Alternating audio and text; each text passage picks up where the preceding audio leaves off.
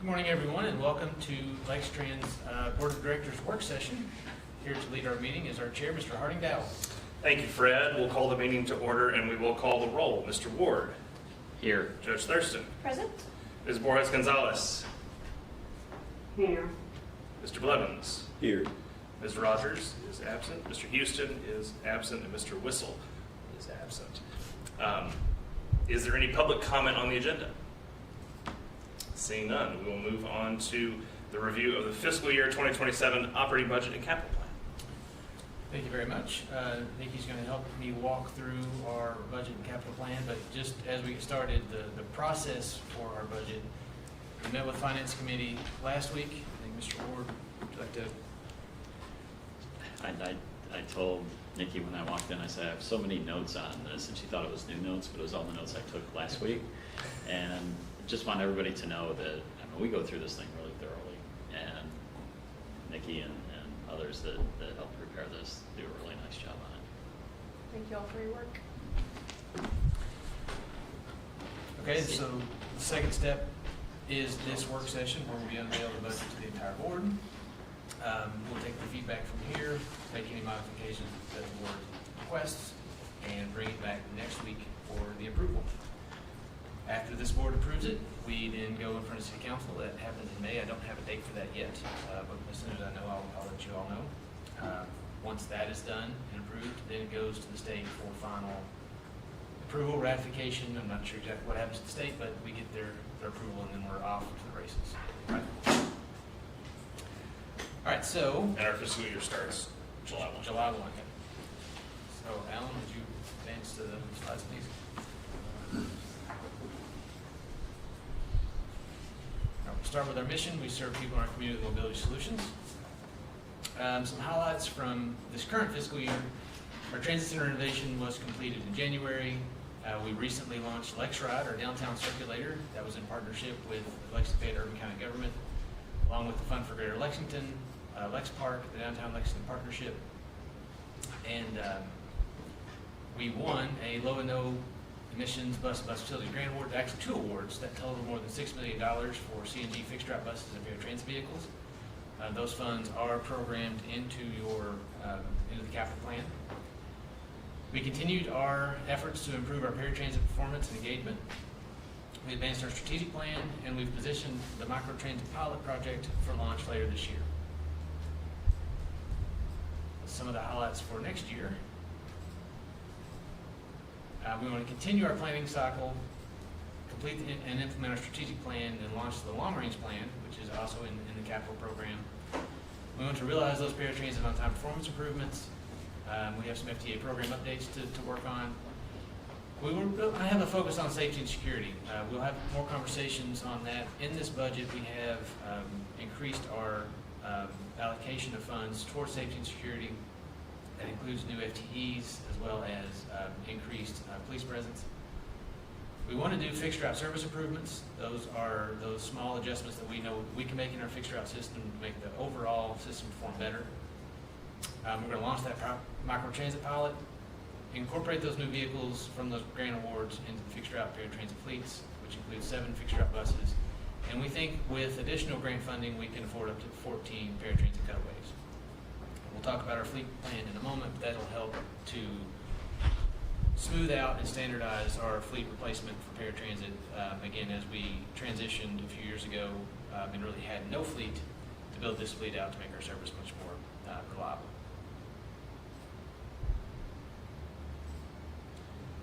So the capital program, again, was updated from last year. Last year was the first year that we put this document together.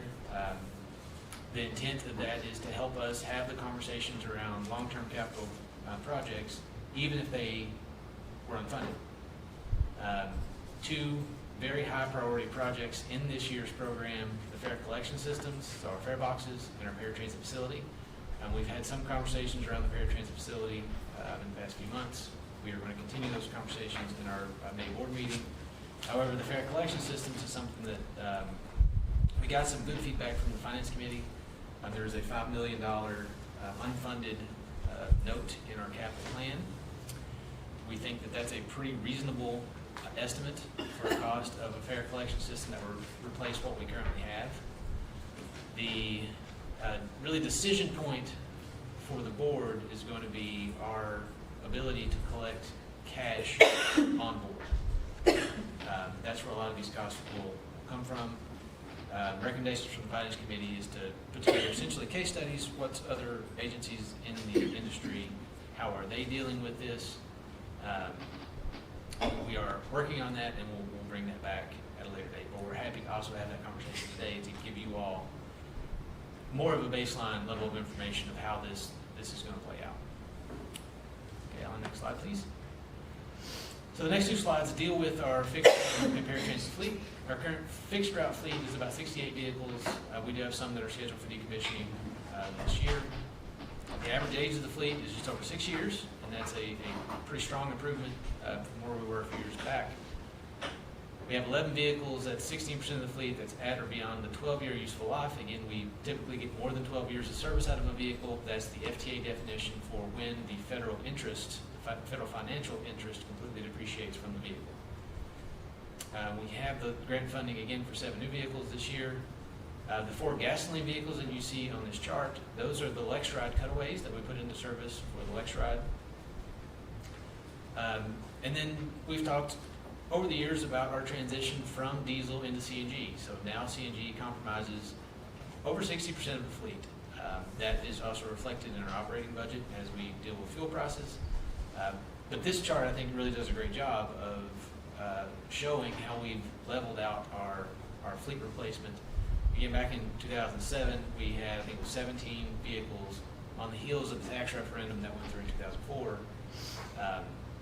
We don't want to get in the same position where we have so many vehicles that we need to replace all at once. We are working towards that goal of 5, 6, 7 vehicles per year.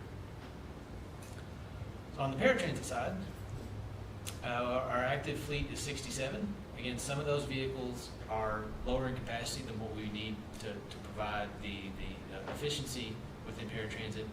We had some conversations around that last year. Average vehicle capacity again 8.6, that's up from where it was last year. As we replace the smaller vehicles with the cutaways, which is our strategy moving forward, that number will continue to improve. Average vehicle age was 4.7 years, with 57% beyond its useful life.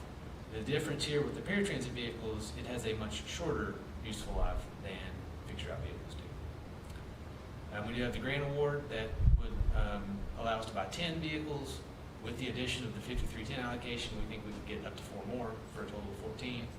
And all of these vehicles are gasoline based. So the line item in paratransit that we'll discuss later does include fuel costs for that program. What's the useful life age? It is 10 years, no, 4 years, 100,000 miles. 100,000 miles.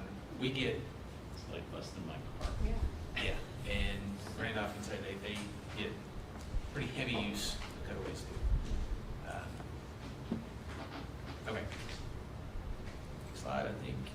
So we are presenting to the board a balanced budget of $39,335,613. Some notes about the budget. Our property taxes, we are assuming a 3.5% increase. We do have partnerships programmed in here. That's to fund the microtransit and the Lextran pilot projects. Again, our operating expenses include the additional funding for safety and security, that is 1 FTE in operations, 1 FTE in our safety and security department, as well as additional funds to increase police presence at the transit center. We are not proposing any service expansions beyond those pilot programs. And our fuel assumptions, diesel at $4 a gallon, CNG at $2 a gallon, and gasoline at $3 a gallon. Now I think it is Nikki's turn to walk us through operating expenses and our capital.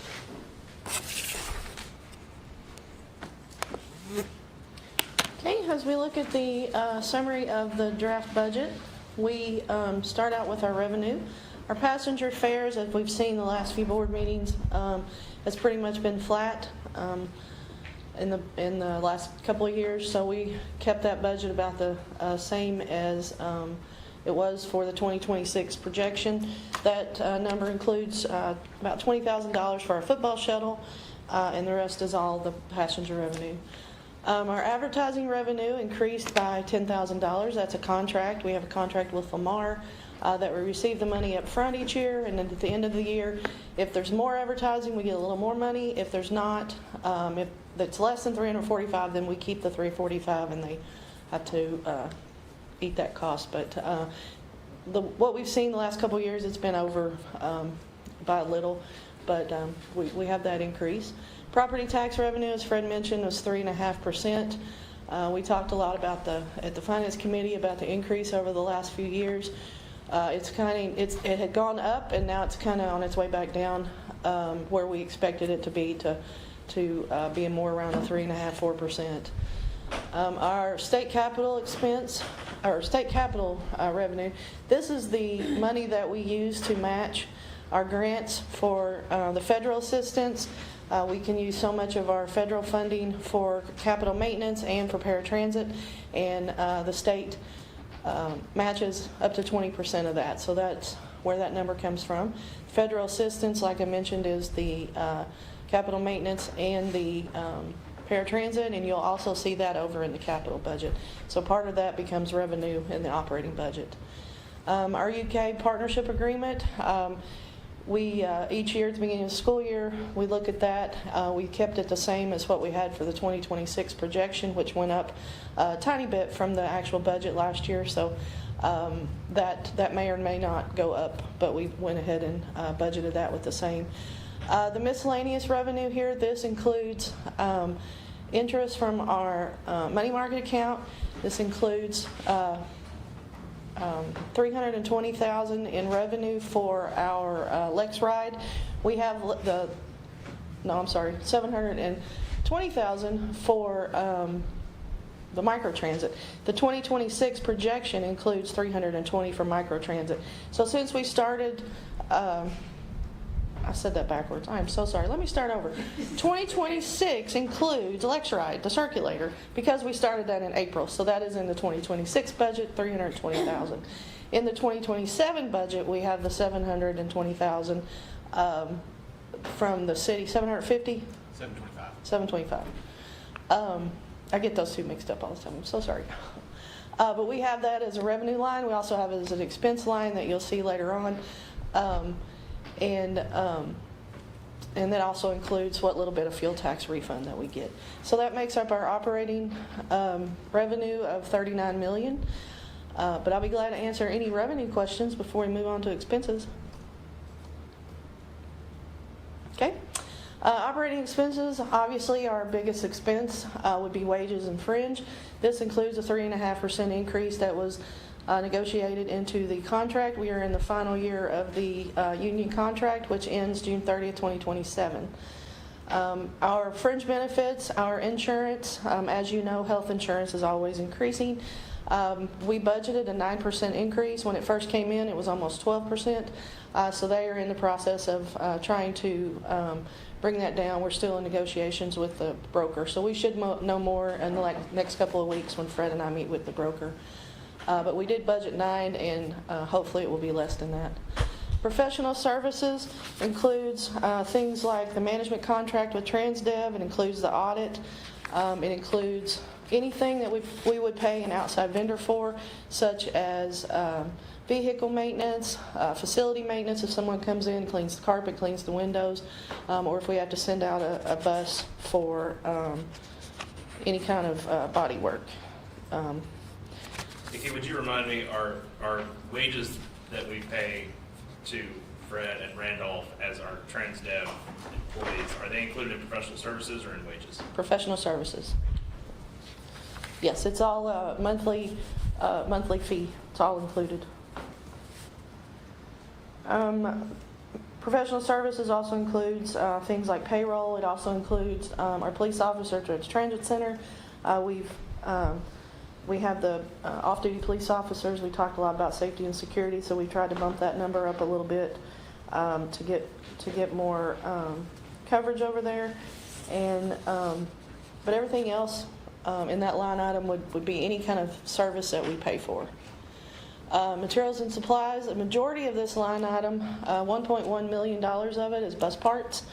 As we've seen, the bus parts have have continued to go up. We did budget heavy in that area last year because we didn't know what to expect. So our projection this year, we've lined the budget up more with the projection. The rest of the materials and supplies will be for, like, filters, cleaning supplies, office supplies, but about 1.1 million of that is for bus parts. Fuel, we've talked a lot lately about fuel. It has really gone crazy in the last couple months. We have a contract. We have the oil price index that we look at, that we pay a little bit below the oil price index, which is a lot of places use that. And so our contract, we don't pay the actual pump price. We cut out the middleman. We have tanks out here that we buy the fuel, diesel and gasoline, so we don't pay the pump price. So when you see the pump price going up and you see where we budgeted, $4, that's why. But the highest we've seen was around $4. I think last month at the board meeting it was like $3.79. We're hoping that it comes back down, but at this point we don't know. But we are thankfully using more CNG now than we are diesel, so that has saved us some $4 versus $2 a gallon.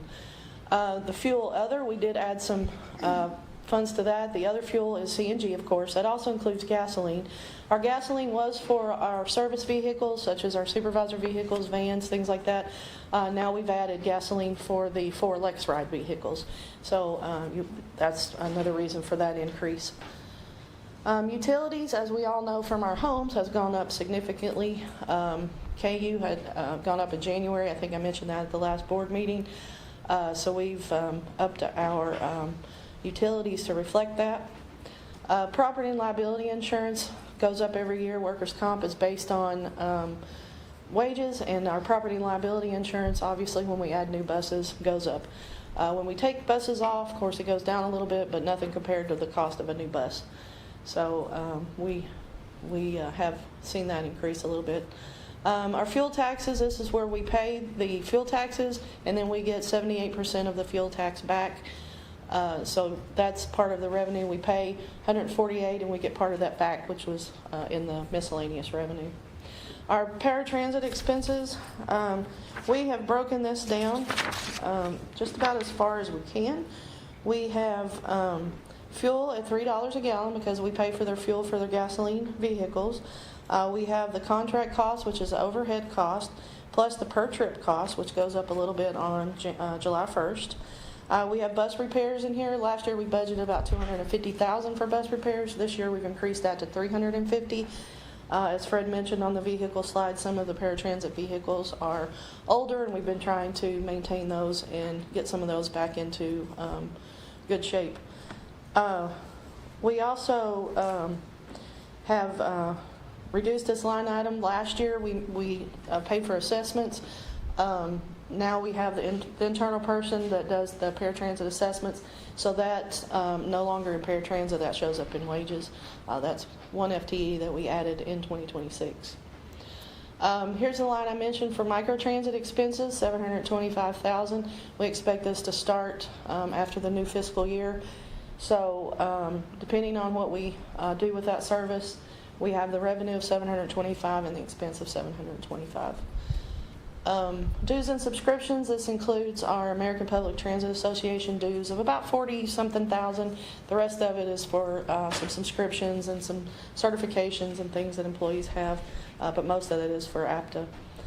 Travel training and meetings, this includes some training for off-site for some directors, managers, supervisors, and it also includes internal training for customer service training. We had a new contract with New Horizons a few years ago to do customer service training, so we try to do all employees every year. So all employees for 3 shifts gets expensive sometimes, but it works out well. So media advertising, we've built in about the same budget, but this is for obviously our advertising. A lot of what we did this year focused on transit center renovations and Lextran, and then we'll be promoting microtransit later on. Miscellaneous, this includes a small lease we have for parking place for a parking spot that includes our electric bus charging equipment.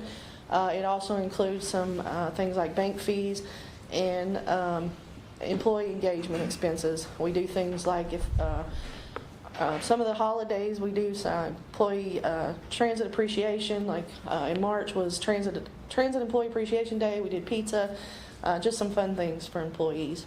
But I will be glad to answer any questions.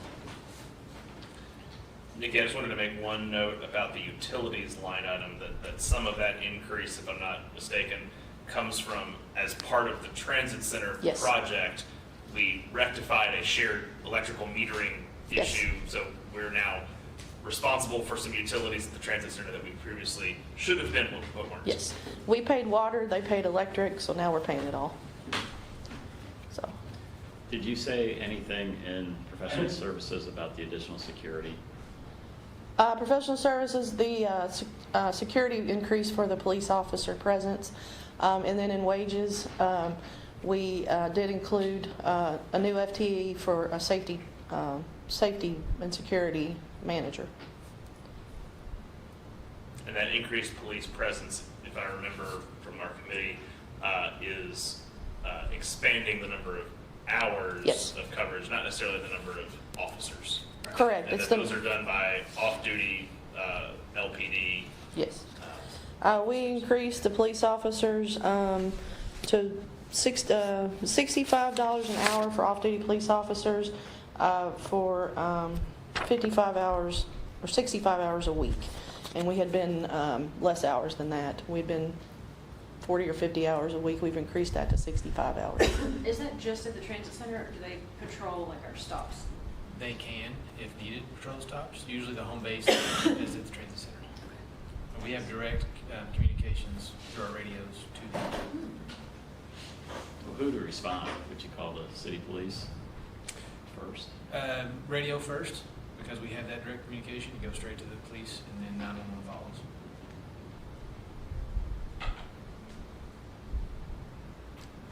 Any more questions? I have a question. Sorry, also we don't get video. My Wi-Fi keeps cutting out if I do that. And also, I may have missed this, but I was looking at what was budgeted for gas, for diesel and stuff. Like, are we concerned that that's too low, given like we don't know how long this is gonna last? Or maybe I missed that. For diesel, Yeah, pretty. we pay less than the pump price, so $4 for us is on the, of course, on the high side. We are hoping everything that Chris and I have looked at, that it won't, go a lot higher. But at this point, we just don't know. What was our last? Yes. Okay. Our last price was $3.79. 379, so we still have some room to get to $4. Okay. Thank you. You're welcome. And the fuel taxes is a separate line item. Yes. And you get 70-something% back. Yes, right. The fuel tax shows up in its own line there, $148,000, and we get 78% of that back.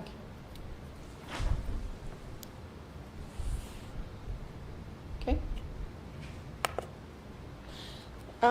We always like to show this chart that shows you how much of our revenue. We are very grateful to the property tax owners in Fayette County for 70% of our budget comes from property taxes. Everything else, we have a federal assistance, state assistance. Everything else seems kind of small compared to our property tax. So we're very grateful for property tax. But we always like to show that to kind of gives you an idea of how important that property tax is. So we appreciate it.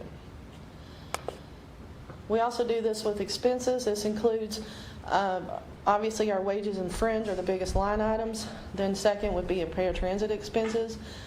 And then everything else seems kind of small, but I'll be glad to answer any questions. Do you compare this to industry benchmarks? It is compared on the National Transit Database site. They use these numbers and they break it down kind of the same way in a cost per mile, cost per hour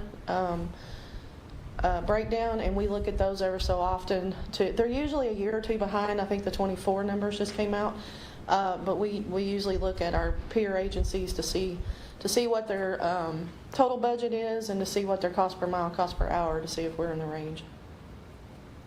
curious how we compare in these areas with the peers. Yeah, we can pull some of those numbers. I guess paratransit's gonna be different everywhere though, right? Yes. Yes, it depends on if you do it internally or contracted out.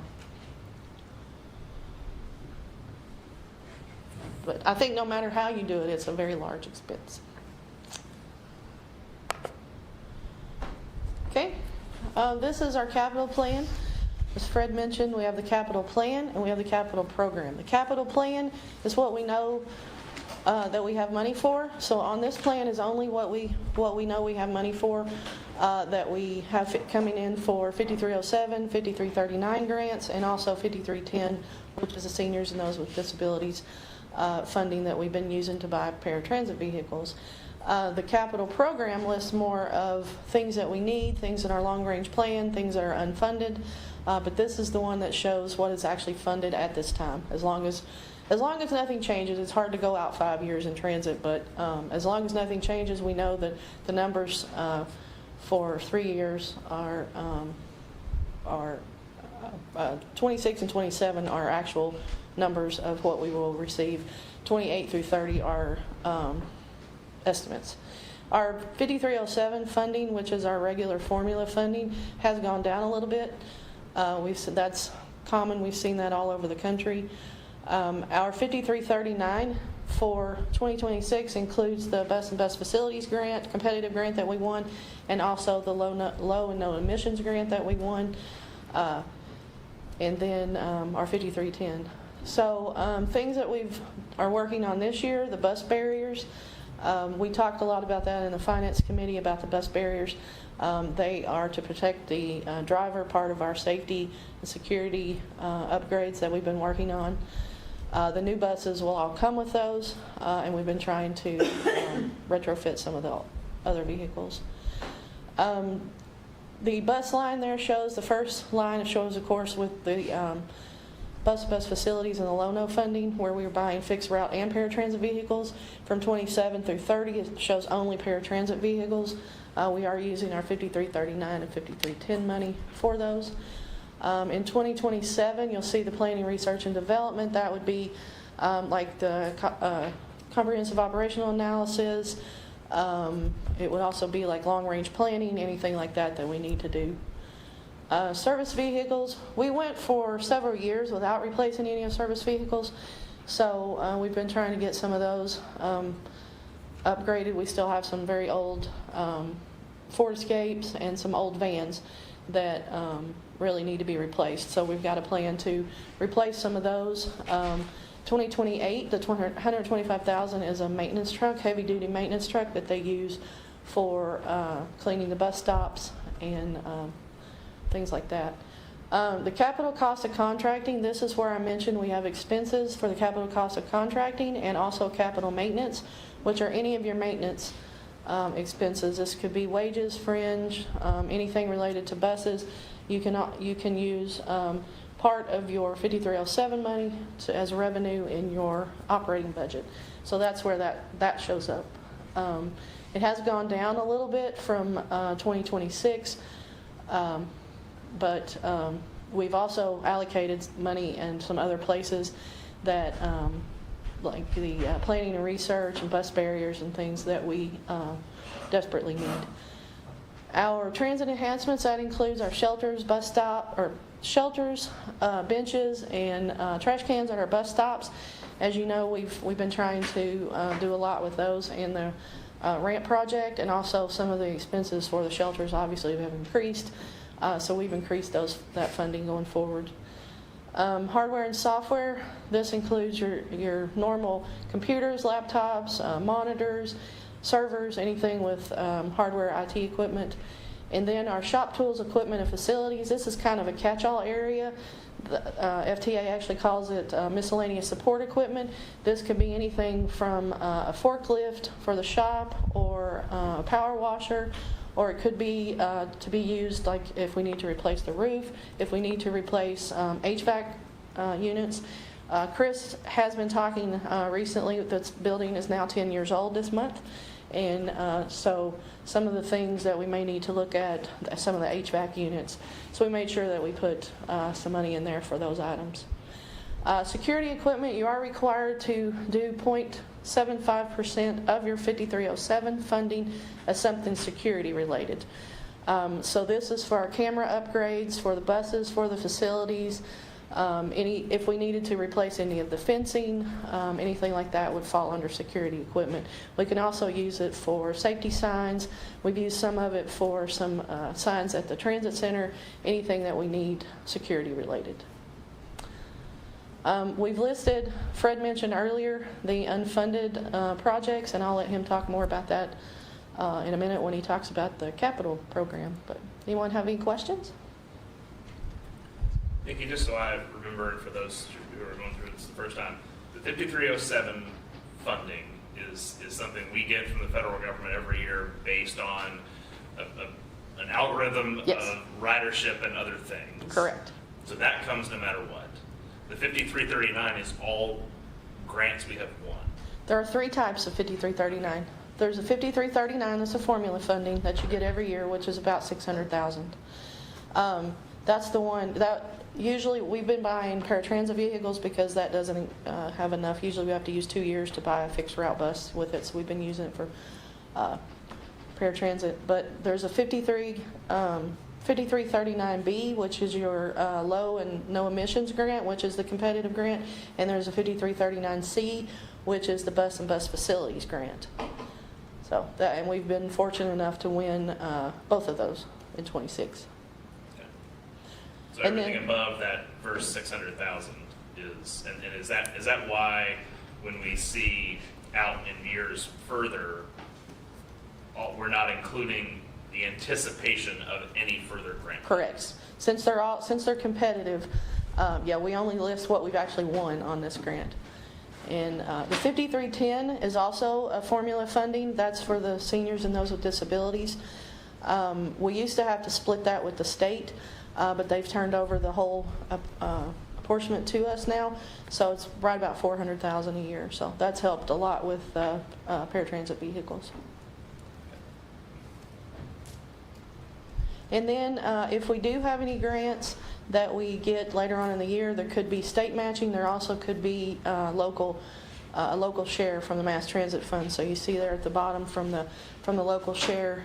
We do not get state funding to match the 5310 funding. We usually get state funding to match 5339, but it's not always guaranteed. So any competitive grants, if there's any CMAQ grants, anything coming out in the future, we would have to do local share. And Nikki, tell everybody what on the capital plan is also on the operating. A portion of the capital cost of contracting and the capital maintenance is on the operating revenue, and the state funding is also on the revenue side. The state funding, I think there's 1.7 on the operating side, which includes the match for some of the stuff. Some of the stuff's not eligible for the state match for the operating budget, so that's where you see on this side there's a little bit more. They might pay 20% of a computer, 20% of a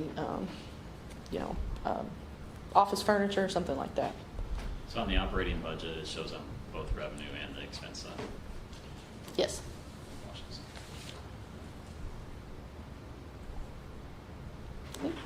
Any more questions?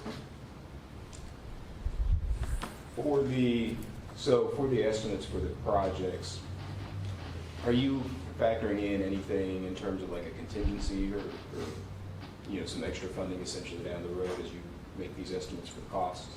We do. We've done that, especially in the line with the shop tools, equipment, and facilities. We've built some in there for the what if cases, especially since the equipment and the building are 10 years old now. We've built some of those in there. And if we grant funding rolls over every year, so if we find out that we can't spend it in that, then we'll use it towards something else. Okay, gotcha.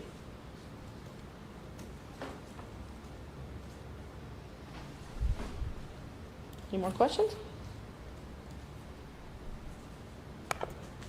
Thank you. Oh, I guess that's the last slide. Are there any questions on the budget as a whole, any feedback that we need to take? And if make adjustments needed to be made before we bring it to you formally next week? Can you just remind me, in terms of the strategic plan, the prioritization for safety and security, because I know that's, at least from a capital perspective, a priority, and I'm kind of interested to understand that alignment between what we're doing in terms of capital and what we're talking about with the strategic plan. For safety and security or for our cycle Well, in terms of just prioritization for safety and security, but the cycle as well would just generally be helpful to understand. safety and security is something that, at the federal level, we have heard is very important. We've seen that play out in other states where we need to make sure that we're thinking about our position on safety and security. And that's part of our conversations around our budget and around our operations. You know, every month we talk about it. We took this opportunity to really think about what we needed, and that is, we've got new services on the street with our pilot projects. We have a brand new transit center that we've invested a lot of time and money in, and we know that is where the most people gather. The majority of folks that are there are looking for our service, some are not. Presence there is important. Those on board that were before the transit center renovation know that we needed to disrupt a little bit to try to reestablish what is acceptable at the transit center, and this project did that. So having the additional money in safety and security is going to help smooth that out moving forward. Does that help? That is helpful, yeah. In terms of our cycle of planning work, we're trying to position this agency to go through a typical strategic plan update, long-range plan update, comprehensive operations analysis. That starts in the broadest sense and funnels down to the operations analysis, which is a very technical, this many hours on this route goes this way kind of analysis. We've, as an agency, not really been on that track before. We've done some strategic planning work, more of like a board retreat. I mean, we've done that for a couple of hours and kind of come up with some ideas. We've never done it to this level. We've done some plans that you might think of as long-range plans, corridor analysis on Nicholasville Road, some smaller analyses on different parts of the city. I don't know that we've ever done a long-range plan the way that we're thinking of doing it now. Comprehensive operations analysis, again, is, all right, how are we going to take that and make it work? Where are the places in our city that we can find those efficiencies to make sure that we are putting our resources where they're most effective? And then each of those steps, as we go through the cycle again, we have a stronger baseline of what we are, what we want to do, what we want to be. Those conversations. Yeah, and the reason I ask, I just like to understand the alignment, because we're talking about these plans kind of individually, but I like to understand the alignment between, what we're doing in a strategic plan, which is that big broad overview, versus capital plan and kind of drilling down on some of those other plans to make sure that they are aligned, essentially. Yes, and then our strategic plan, financial performance is, front and center, and technology is front and center, and you see that in many different places in both the operating and the capital budgets. Thank you. The only thing that I would add to that is as we look at our long-range plan, recognizing that we have currently flat ridership, if we want to either, at the very least, halt that decline, but ideally grow it, our users feeling safe in our facilities and on our vehicles is an incredibly important part of growing ridership. If people don't feel safe, they won't ride. That scales from the smallest community to the largest. So I think that's one place where I see a real clear alignment between the investments in safety and security and the strategic outcomes. And that's one of the things that we start out basics with all of our employees. We We remind them all the time, but we start out basics with the new employees. We have the 3 S's, safety, service, schedule. Safety's number one, no matter what. So we've really put an emphasis on safety. And you make a good point there that the safety of our operators and our staff is just as important as we seek to hire and retain the best team that we can, knowing that they're going to come into a safe work environment is also really important. I mean, I do want to take a moment to talk about fare collection. So where we stand now, our system was implemented in 2011. Pardon me, I'm sorry. 2011, is that when we implemented our system? Between 2009 2010. 2009. So it's 15, 16 years old. We have heard from the manufacturer that it is no longer to be supported. The parts are no longer manufactured. We are on B stock at the moment. So it has reached its end of life. As you can imagine, in the last decade and a half, the technology of fare collection, just like everything else, has rapidly changed. Now there is the ability to do the account-based ticketing, mobile ticketing. Those are really taking hold in the industry. What we have to think about as an agency and as a board, again, $5 million. We think it's $70,000 a bus. We have about 70 buses. That's a pretty reasonable estimate, and it's a lot of money, right? On the revenue side, we're estimating a little over $1 million a year in fare collection. So it takes 5 years just to pay off the cost of the system if we wanted to go back with the collection model we have. The newer technology is a little less capital intensive. It's a little more software driven, software based. However, in many cases, dealing with cash on board is where additional technology is needed to make it work. So we've seen in the industry a shift away. I wouldn't say it's a massive shift away, but we have seen some agencies who are looking towards cash free on board or transitioning towards cash free on board with other either partnerships with retailers or ticket vending machines or other uses of technology to try to capture those who do need to have a way and a method to purchase a pass on board. And the unbanked is the unbanked population that really we're making sure that we're recovering. So out of the Finance Committee, the direction that we got, we need to put together essentially case studies of other agencies who are either have transitioned to cash free on board or are working on the same problem with ideas of what we might be able to do here, which we are going to work on and put that together. That's really the question I want to ask the board, and I want the board to think about is, are we okay with a model that it's not that we're cash free, but you might not be able to put $1 into a fare box on board? Is there something else?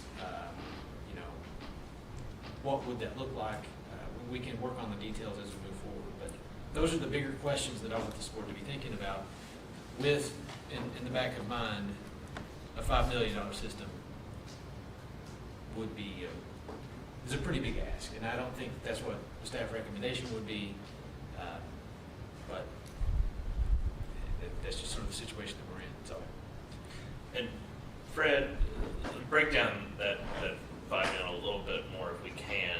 So you said $70,000 a bus. Obviously, the fare box itself is not $70,000. So we're talking about because the system that we have is now obsolete. Even if we go back with a cash on board system that functions to the user identically to how it does now, we're having to rebuild the system all the way back to the sort of financial back end, and the whole guts need to be replaced, not just the boxes on board. yes, the software will be updated. We're talking implementation, a lot of labor in this to wire all the buses and install the new fare boxes. So it would be essentially a whole new fare box, fare collection system. The other thing I think that the Finance Committee talked about was, as part of these case studies, is helping us understand the sort of total cost of operation. There's obviously the day one implementation of new hardware and software, but understanding our ongoing cost and revenue potential. One of the things that you mentioned to me that I honestly had not thought about is if we move to a system where more people are paying for their fares with credit cards, all of a sudden we're responsible for a lot of credit card fees that we are currently not paying because people are paying cash. And I think making sure that we're drilling down into all those potential rabbit holes of cost, but also opportunities for revenue. I think as we move to a more modern system, again, it helps us address more choice riders who have seen these kinds of systems work in other cities and who aren't as used to carrying cash. So there's a we're leaving some people, we're making it more difficult for some people who are currently users. We might be making it easier for potential future users. And to kind of piggyback on that, the credit card fees is the PII piece. I mean, I'm assuming we would be caching those credit card numbers, right? We would have those in our security orbit? We Alright. don't like to keep credit card numbers Right. now. Would that be something The we would new need to think about the though? new account-based stuff, it could be, it could be Apple Pay, but again, we wouldn't hold those. We want to find our credit card processors to keep that. Yes. Like, we don't want any. So we don't right now? No. Okay, that's good. No. No. Make sure no. My understanding is. I think we get the last like 4 numbers of a card. Okay. To, to verify. Yeah. Okay, that's a relief then. Yeah. What happens with paratransit fare collection? So, the conversation around paratransit is if we ever went fare-free, we would also be fare-free on paratransit. So, the FTA rule is you are allowed to charge no more than double your fixed route cost. The way that we got to $1.60 and $2 is the premium service, which is outside of our mandated 3/4 mile buffer from fixed route. That's a $2 fare for us. That's the maximum that we could charge for the normal service. Back when fares were 80 cents, we doubled it to $1.60. Is the history of that? Yes. Right. So that's how we ended up with the two different paratransit fares. But Could how we- do they collect the money? Most of it's cash on board. They can purchase passes at the Wheels facility. We do have some passes here, I believe, if somebody needs them. Do we? I don't know about it, but they do at the So are they gonna have to do new fare boxes too? That's going to be part of the conversation, whether or not we can tie it all together. But as long as this contract stays in place, it's their responsibility to collect fares, then we just deduct it from the invoice. So they do their own fare collection. So it's gonna be up to them whether or not they do something with that.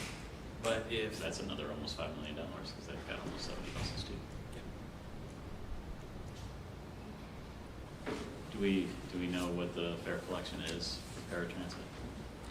the system that they use, How much money it is? dollars what it is. on average, maybe at a month, 16 to 20,000 a month, collective collection in cash. Okay, so $250,000 a year. And then how often are we gonna need to upgrade our fare boxes? I think it's going to depend on the kind of technology that we go with. Some of the mobile ticketing that we've seen is not very capital intensive. I mean, it's RFID readers, and your phone is your home base. That's pretty easy to keep up to date. It's much different from the big, like computer systems that are on board. Is that coupled with like a kiosk at transit center for Could be. people? It could be. We can use the transit center for a good portion of our ridership could go there with cash to engage with whatever fare model that we Right. come up with. Would we have the opportunity to place kiosks at other high-use stops? We've seen that in other cities as well. We also have partnerships right now with Kroger. You can go to Kroger, some Krogers in the city and buy passes. We could continue or even expand those partnerships with other retailers to have ways that we can integrate and sell fair. So this is going to be an interesting and important project in conversations in the months to come. I just think about, critically, the folks who are in my courtroom who use public transit, they don't have a phone, they don't have a credit card, they're unbanked. And so they have no other way but their dollar bills. And one of the things that Fred and I talked about is, We talked about that. what's the impact if people in that situation are just free? Our what? Yeah. Are just free, free. are fare free. And that there's a qualification process much as there is for paratransit. It's an interesting question. Are there any agencies that are fare free? There's though some. I think Kansas City went back to fair recently, but they were fair free for a few years. And there's been some political support in New York to go fair free. So some of the smaller agencies do. I think the jury's still out on it, honestly, because one counter arguments would be, we would rather pay a fare and have more frequent service than fare free and be short $1 million revenue. There's also, Harding and I talked about, if it's free, it has no value. So I think the industry is very much Did up people here. think that it was no value during COVID when we didn't charge for however long we weren't charging? In Alexandria, Virginia, went fare free. For instance, the GM and he, they went fare free during COVID because of COVID, and then they remained fare free after because they got money from council to do so. Are they still fare free today? Yeah, they are. It's really interesting. I've been thinking about this for a long time. What if we went fare free? And then I know the paratransit is an issue, but if it costs $5 million to collect fees, and even if you pay the paratransit, that's 4 years, and then if you have to replace the thing every so many, and then you still got to count the money and deposit it and do all that, that has a cost to it. Yes. And security to it. We're in an interesting position to be even thinking that that's an option, but it probably is an option, and more so than I've ever thought about it before. I mean, I've always wanted to get there, but just wasn't sure. And we don't think that the $5 million complete overall is the right move because of those reasons. But we can't take it off the table either. We still need to investigate it and, And just so everybody knows, Should we've that- been $1 since when? 2001. So 25 years. Have not increased it. So we don't do much fare free. In essence. So maybe that's a column that we look at in addition to, if one of the options is going back with cash on board, another option is some kind of hybrid, another option is, fully mobile or touchless, whatever you want to call it, and then the other column is fare free. What's So on the fare box, is it counting the money as it goes into the? yes. Okay. We get a daily report of what cash and coin has gone through the fare box. Okay. And how But we still physically how close count are it. we when we count the money? It's pretty close. It's close. Okay. Usually it's coin that's off because Yeah. sometimes the coins get, stuck up in the. Yeah. Okay. Well, that's good. Just to put it into perspective, yesterday we collected $512.18 in coins, just coins, not bills, just coins. How'd you say $5? $512. $512. And That's then a lot. in bills, we collected about $1,500 in bills. That's just one day. That's a lot. Yeah. an interesting, like you said, an interesting position where you see real value on both sides. It's going to be a fun conversation. It's a bit of a luxury for us that is an Absolutely. option, Absolutely is. because I'm sure there's a lot of transit agencies that would never dream of that, and their fares are a lot higher than ours. Higher than ours. It goes back to the appreciation we have for our tax base, our property tax base. I mean, without that, we would be in. It would be helpful, sorry, it would be helpful, I could ask my friends to like talk through, like, to speak to us about what fair free would look like for them. But they say, like, you know, like the challenges and good things from it. Wesley, ask them if there was any change in ridership because of it. Okay, I'll get that info. And if there's any change in security issues because of it.